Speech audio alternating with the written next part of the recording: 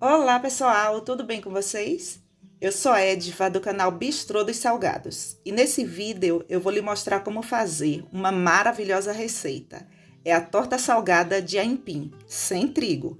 E para você não errar nessa produção, fica comigo até o final, porque aqui estão todas as dicas e segredos dessa deliciosa receita.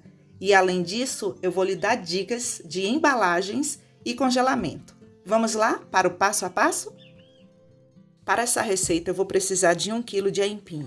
E em outras regiões tem gente que conhece essa raiz por outro nome, que é a macaxeira ou a mandioca. Não faça essa receita com o talo, porque ela não vai ficar uma receita delicada. Esses talinhos aqui, ó, eu removi esses talos. Eu vou passar 1 kg de aipim no processador. E se você não tiver o processador, você vai usar um ralador. Você pode usar esse lado aqui, ó, mais grosso do ralador.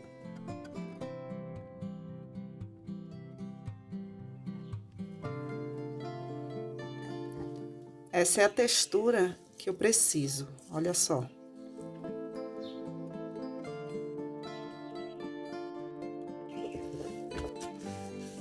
Já passei todo o aipim aqui no processador e escreva aí no seu caderninho. O aipim, ele não é cozido. Vamos trabalhar com essa torta com o aipim assim, cru. No liquidificador, adicione uma caixinha de creme de leite, 200 ml, 25 gramas de queijo parmesão, meio pacotinho. Uma cebola pequena, anote aí no seu caderninho, em média 40 gramas de cebola. Uma colher rasa de sal e 2 ovos.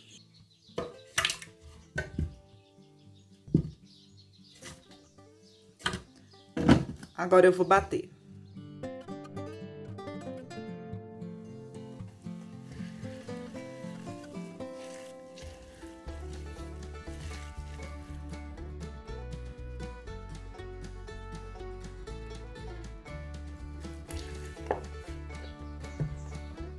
O recheio você pode escolher qualquer um aí de sua preferência. Frango, queijo com presunto, calabresa com queijo, fique livre. Tenho certeza que você vai fazer cada um aí delicioso. Eu vou fazer de carne moída. Aqui eu tenho 400 gramas de carne moída e essa carne é a patinho. Uma colher de chá de tempero completo. O tempero completo eu compro assim, ó. São esses potinhos. Vocês compram em supermercados. Um dente de alho, e eu passei no lado mais fino do ralador. Uma cebola pequena, e eu cortei em cubos. Uma colher de chá de colorau ou corante, eu não sei como você chama aí na sua cidade, fala para mim nos comentários. Um tomate, e eu cortei em cubos e removi as sementes. E vou finalizar com cebolinha e salsinha.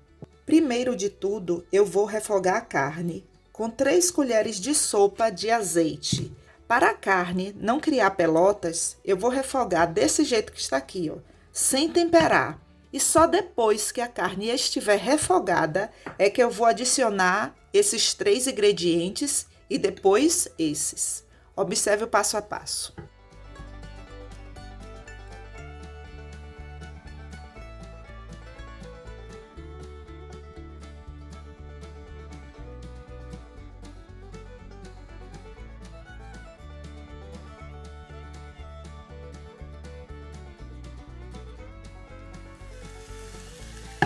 Recheio pronto. Eu vou usar uma forma. O tamanho dessa forma aqui, o comprimento dela é de 31 centímetros, a largura é de 21 centímetros e a profundidade é de 5 centímetros. Eu vou untar essa forma com um pouco de azeite. Eu vou colocar aqui nessa forma a metade da massa.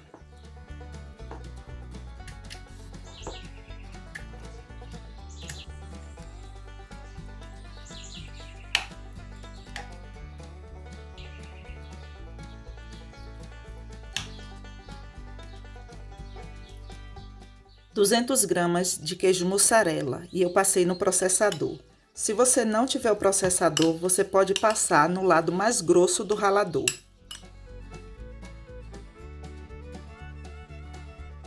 Agora adicione a outra metade.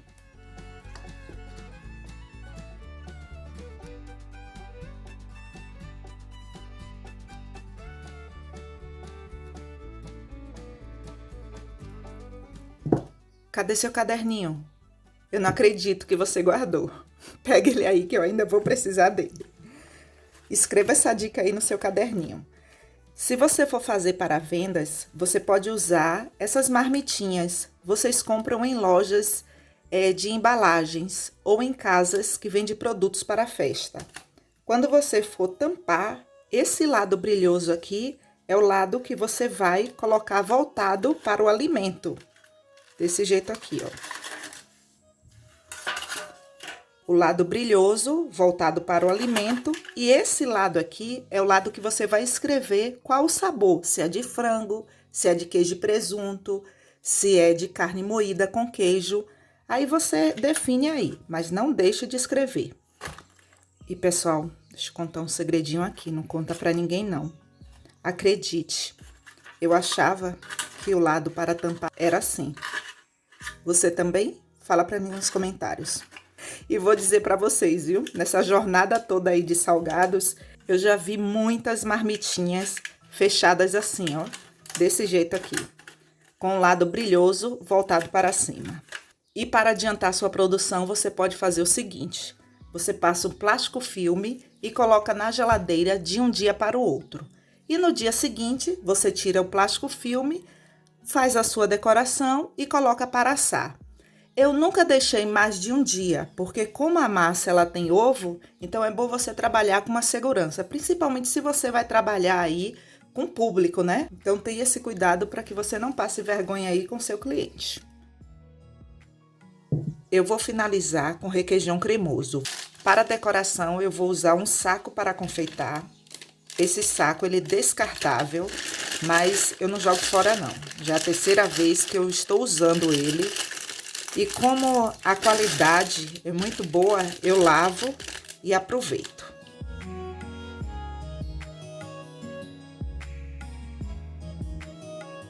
Se você não tiver esse conjunto aqui para fazer a decoração, você não vai deixar de fazer. Eu já fiz assim, olha só. Eu pego um pouco do requeijão cremoso, uma colher, e vou colocando as porções. Fica lindo também.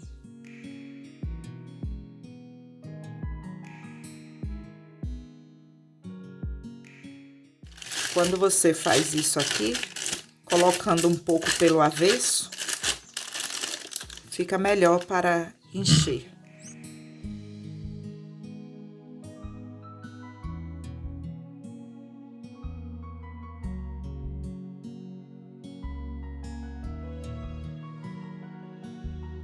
Para tirar o ar daqui, você vai apertar um pouco assim, ó. Para facilitar aqui a decoração, eu vou marcar aqui.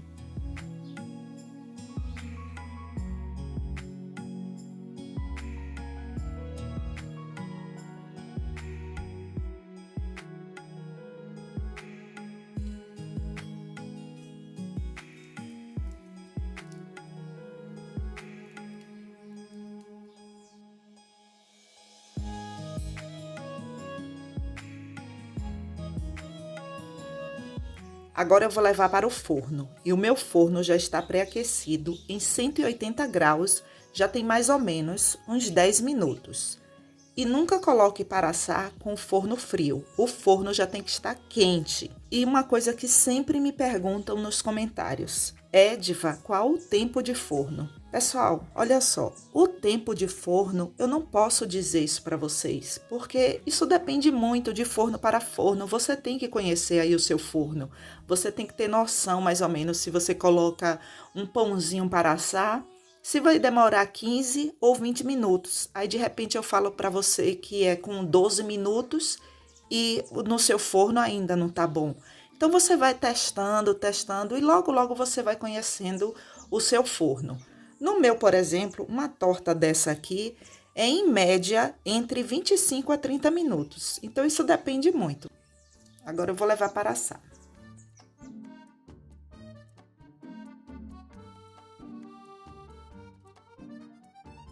Escreva aí no seu caderninho, deixe esfriar um pouco.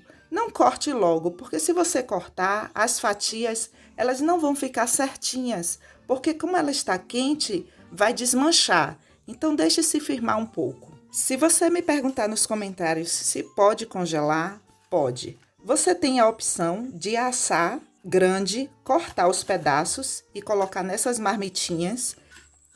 Tampa, você vai identificar qual é o recheio, se é de frango, se é de carne, de queijo e presunto, de calabresa com queijo.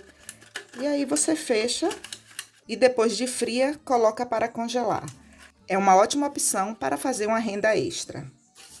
E agora que ela já está mais fria, eu vou cortar.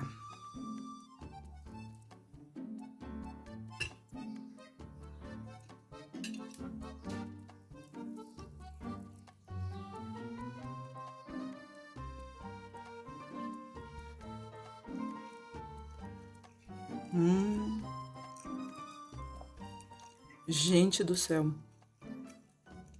que sabor maravilhoso. Muito bom.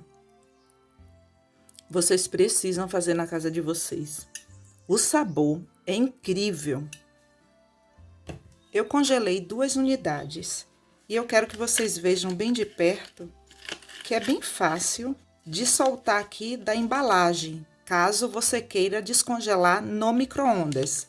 Você vai tirar da embalagem, olha só, completamente congelado.